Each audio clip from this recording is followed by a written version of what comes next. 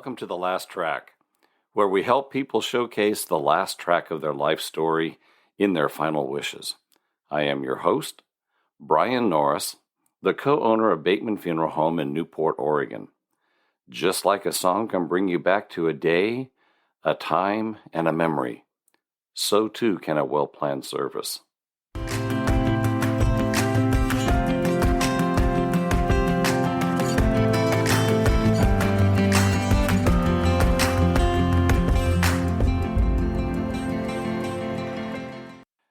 Today we're going to be talking about different types of funeral customs that are observed throughout the world. We've already covered in some of our previous podcasts about religious customs. We've talked about cremation customs and burial customs. And today we're going to be talking more about celebratory customs.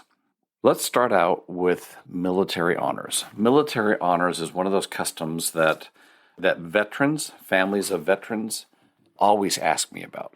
Well, what do we get? And is it free? Well, first off, I tell the families that, well, it's not free because it was already paid for by your loved one's service. So in that sense, it's free in the fact that you don't have to spend any more money to receive those military honors, but they were certainly paid for by your loved one and their honorable service to our nation. Military honors can take a number of different forms. If a person served in the military and is a military veteran and they served for 4 years, 6 years, 8 years, 10 years, that type of a thing, there are certain honors that are available to that veteran. The first one being that a flag can be folded, taps can be played, and the flag will be presented to the legal next of kin. And that's your basic, I guess maybe you want to call it the entry-level veterans honors that they can receive, because you can have a military honors come to anywhere, to your home, to a park, to a church, to a lodge, that type of thing, and they will play taps, fold the flag, and present it to the next of kin. If the person has retired from military service, there's a second level that comes into play, and everybody calls it a 21-gun salute. That is not true. It is not 21 guns, or they don't fire 21 rounds.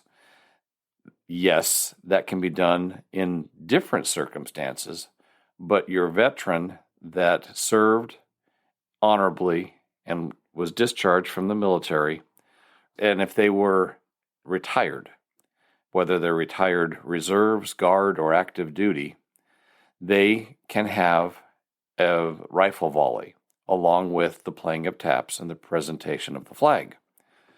The rifle volley will vary depending on the availability of the soldiers that will come and do that.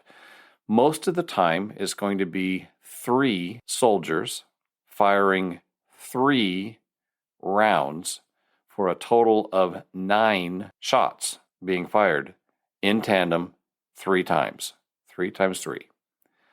And then sometimes some of the casings from the shells, the bullet casings, may or may not be presented to the next of kin as well. That just depends on what each separate location does. I know at Willamette National, that can be done.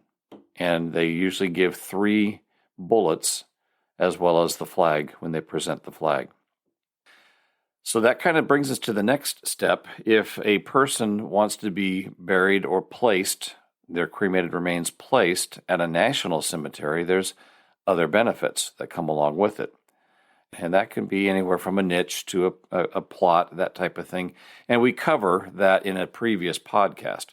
But the traditions and honors that are presented there would vary to, again, most of the time at a national cemetery, they will fire the rounds, even if the person is not retired, because they have a contingent there at the cemetery, and so they do it for as many people as they can. And it's not guaranteed, but they'll fire 3 rounds and then they'll present the flag. So there's other honors and traditions that happen if a person was killed on active duty.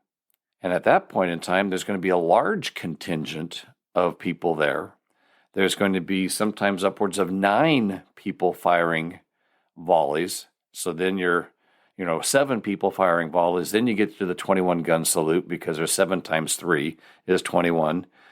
And then there may be a ranking officer there, maybe as high as a colonel, that will be there, possibly a general, possibly a sergeant major. General will be there as well, because the person gave his life for us, the nation, and there will be a larger contingent that will be there.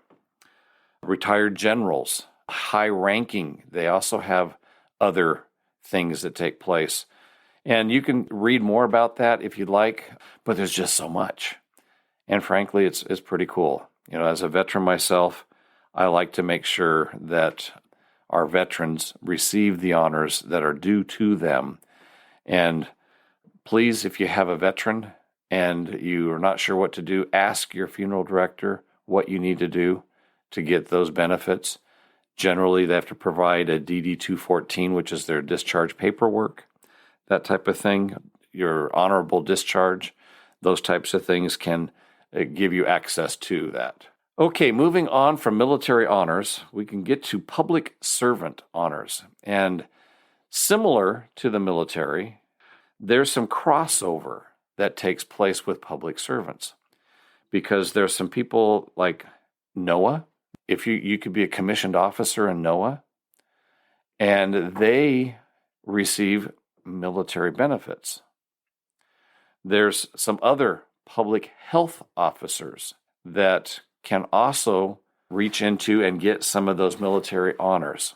Check with your funeral director, see if your loved one qualifies for those, and then make sure that you can get those honors as well. Now, moving into like firefighters and policemen and those types of public servants. Each one of those, and I call them fraternities, even though in the past fraternity used to mean male only type of thing. But the police associations, whether they be sheriff or whether they be city or whether they be county or whether they be state law enforcement, they have different traditions. FBI, DEA, they have different traditions. Even within the military, there are other traditions. For example, if they were a Marine, Marines are always different. See, I was Army. But Marine Corps has other things that they like to do, pre-presented. But we've talked about military. So let's talk about firefighter. Each of the different fire bureaus, they could be in a small city, they could be in a large city where they have big divisions or bureaus. They have customs that they do. But every fire department has something similar, what's called the last call. And they get tapped out by the sound of a bell, because that's the old-fashioned way. This ding, ding, ding, ding. In fact, my dad was a firefighter, and he talks about how he'd fly out of bed because it was so loud. Then they started getting into the big buzzes and that kind of stuff. But they will ring the bell for the final call. It's a beautiful ceremony. Police as well have their own ceremony where they present to the widow or widower, especially if they're active duty. If they were killed while on duty, either way, there's going to be a huge presence. Lots of fire engines from all over. They'll come and they'll have their rigs, and if they have a ladder, they'll raise the ladder with a flag on it and put it at half-mast and all kinds of things. It's beautiful to witness the camaraderie and respect that is paid to those that gave their life in service, as well as those that have passed away and served for years for us. So make sure you check in and find out what each one of their traditions may be. If your loved one was a firefighter, policeman, FBI, DEA, those types of things, a public servant. Flowers is a universal way of saying goodbye. In, on, around They can be on the casket, they can be in the casket, they can be around the casket, they can be on a table, they can be next to an urn, they can surround the urn, they can have an easel standing up, they can be sitting in vases all around. Flowers, kind of the universal way of saying goodbye. And sometimes particular flowers. Irises seem to be the biggest symbol of death. You can also have pictures placed. There's, in a lot of Asian societies, there's a really big picture, almost life-size, that is carried as they're processed in front of the family, as they're processing to the grave. In front of the casket, there's a large picture with flowers all over, or processing in front to go to be cremated, if they do a witness cremation. Another thing, if you're going to the graveside, is to place a coin.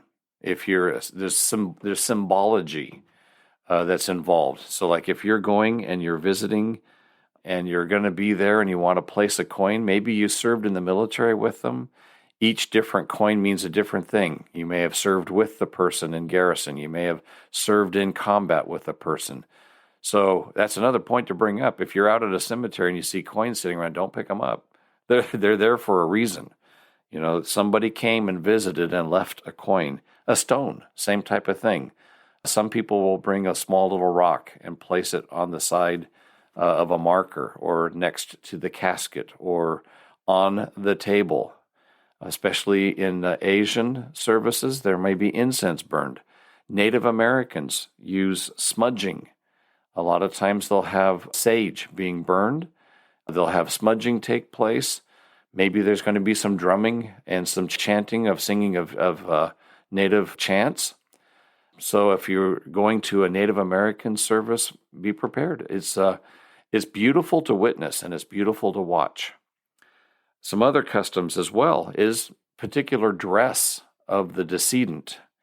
They may be being buried with certain clothing. So if you're going and you're seeing a viewing as you're going to a service, maybe they're going to be dressed in something you've never seen them dressed in before. Different fraternities throughout the world, the Masons, have an apron that gets placed on the person. There might be a flag on top of the casket if they were a public servant or in the military, and that flag may stay draped on top of the casket for that whole time. Going into a religious, and we've talked about this in some, but if you go to a Catholic service or Episcopalian, there's going to be a pall that will be placed on the casket prior to the service and taken off as the casket leaves the chapel. You also might hear some readings, poems, scriptures. If you're not Catholic and you go to a funeral mass, and we cover a lot of this in our religious beliefs as well, but you might be hearing and you might be standing up and sitting down and listening to different scriptural readings. And so depending on the religion, if you're not that religion, you might be surprised, but a religious beliefs that they read certain scriptures, certain poems. Hopefully what we've covered here will help. It might give you some ideas if you're trying to plan a service and you're trying to figure out what to do for your loved one, and maybe they were a public servant, maybe they were an elk, or they were a lion. There are different things that each of the fraternities and different community groups do at services, so ask them. Well, we have reached that time in our podcast where we take a time and we take a moment and we remember all the families that are experiencing a loss, and we light a virtual candle in their memory. Let's take a moment.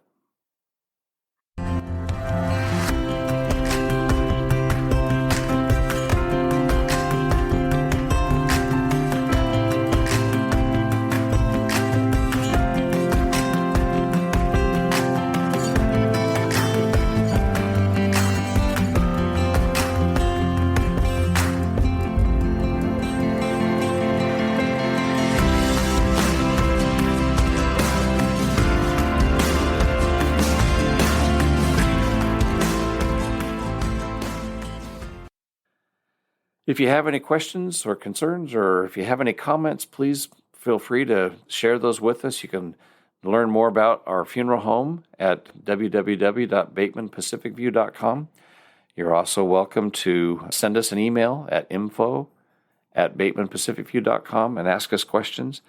And please be sure to share us with your friends and family that you think would enjoy listening to our podcast. And thank you for listening.